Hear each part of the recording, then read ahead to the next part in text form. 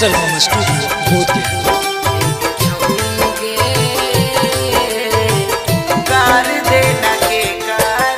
मरिए जाई त जरिए जाईता उछाउड़ी तोर समान। बड़ी फुर्सत से तोरा के छौड़ी बनैल को हे भगवान। एगे छाउड़ी गे कर देना के करो के दान। एगे छाउड़ी गे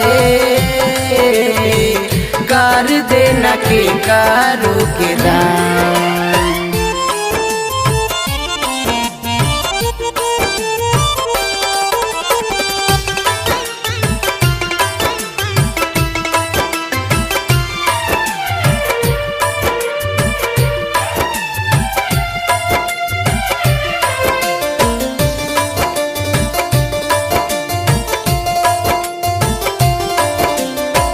पिछला महीना कहनी आवे दे अनहरिया रे।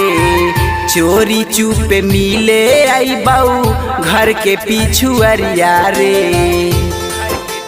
कह के नहीं पिछला महीना कहनी आवे दे अंधरिया रे।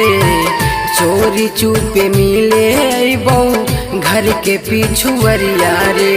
1.5 महीना से सुनत सुनत पकिए गेलै कान। पहले हनी नदान गे छौड़ी होई गेनी जवान। एगे छौड़ी गे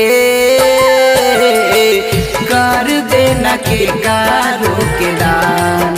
एगे छौड़ी गे कर देना के कारो के दान।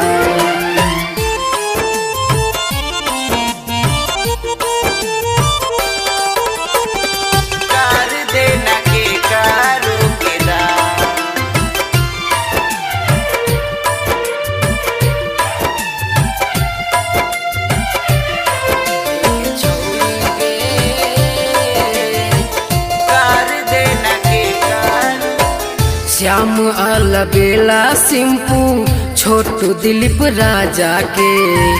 बाटा ही मौसमी छौड़ी घर ओकर जा के। डेली जाही श्याम अलबेला सिंपू छोटू दिलीप राजा के। बाटा ही मौसमी छौड़ी घर ओकर जा के। बड़ी लगैलिया मुहवा में ताला अब न लगैबो लगाम। तोरे बनैबो सुन ले करे जा हम अपन जान। ए सुगनिया गे